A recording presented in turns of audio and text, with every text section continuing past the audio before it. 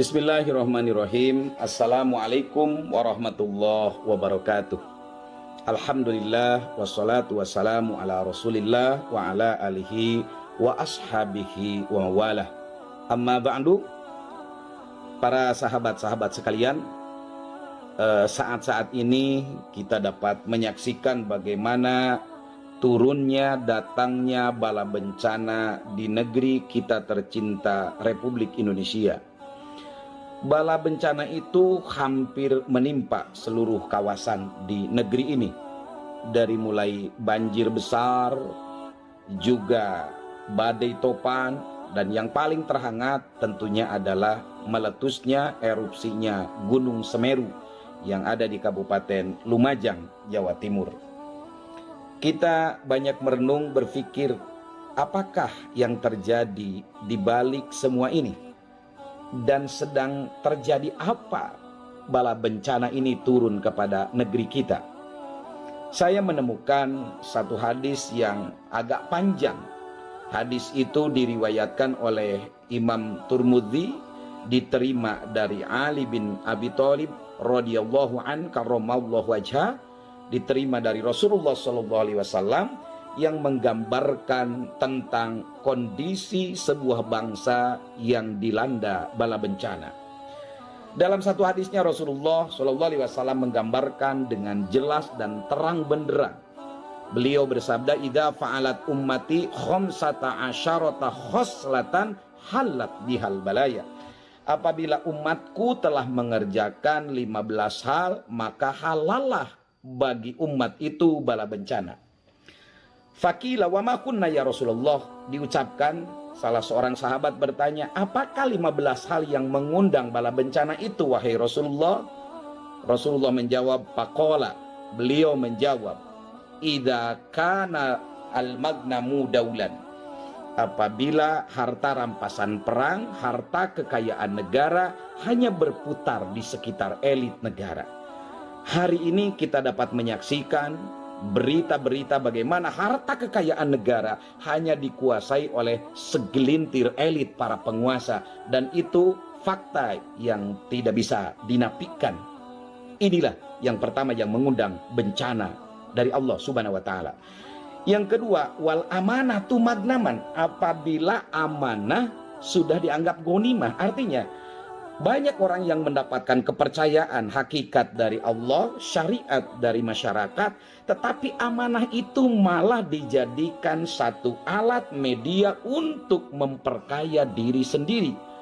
Maka kita dapat menyaksikan, membaca di berbagai kanal berita, ada begitu banyak para pejabat, menteri yang begitu naik jadi jabatan, harta kekayaannya pun naik. Wallahu alam, dari mana harta kekayaan itu?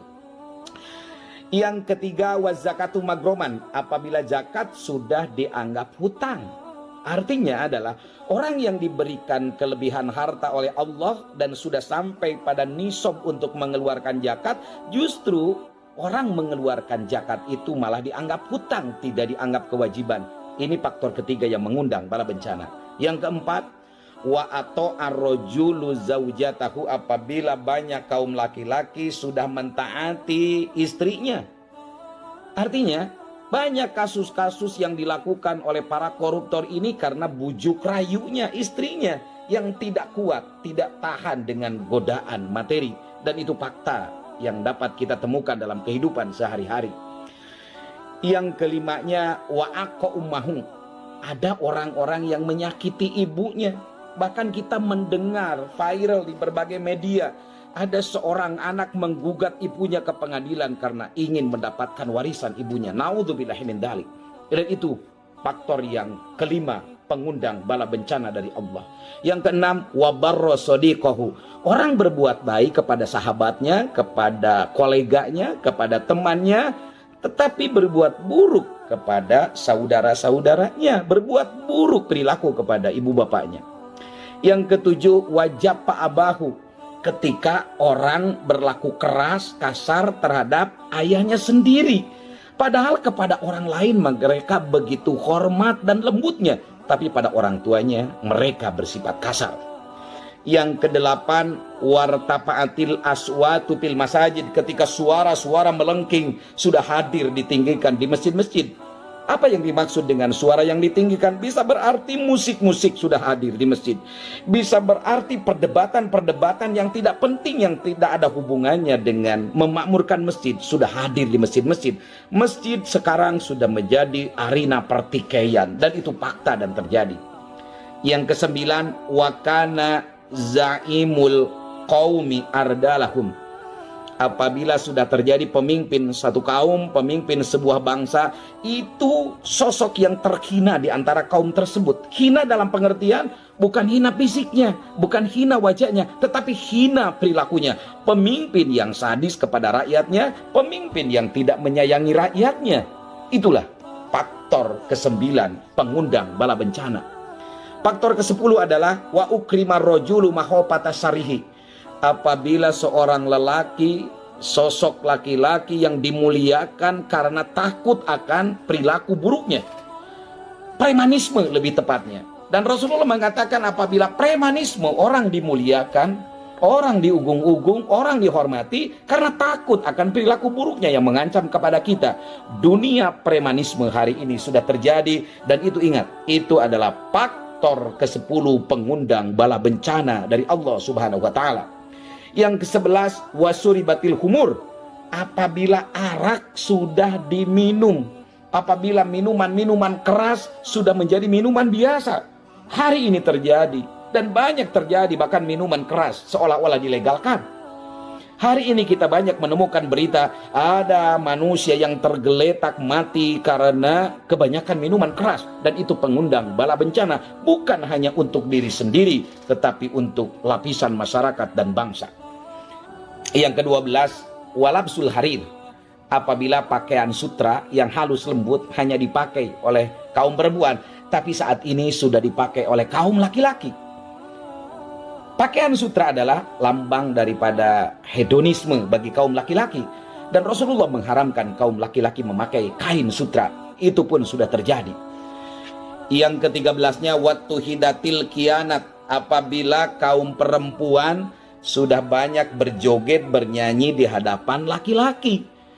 Dunia media sosial hari ini, kanal-kanalnya dipenuhi lini masanya dengan wanita-wanita yang memamerkan aurat, berjoget, lip sync, dan menggunakan media sosial lainnya. Mereka seolah-olah tanpa punya rasa malu lagi. Dan kata Rasulullah, apabila kaum wanita sudah muncul berjoget, mendendangkan lagu di hadapan laki-laki sambil mempertontonkan auratnya, tunggu azab Allah, bala bencana akan terjadi. Yang ke-14, wal ma'azib. Apabila jenis-jenis alat musik yang membuat orang lupa kepada Allah, orang jauh dari zikrullah, sudah diperdengarkan di mana-mana.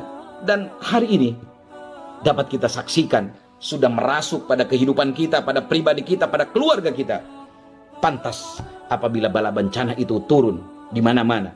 Dan yang ke-15-nya wala ana akhiru hadikil ummah awalaha.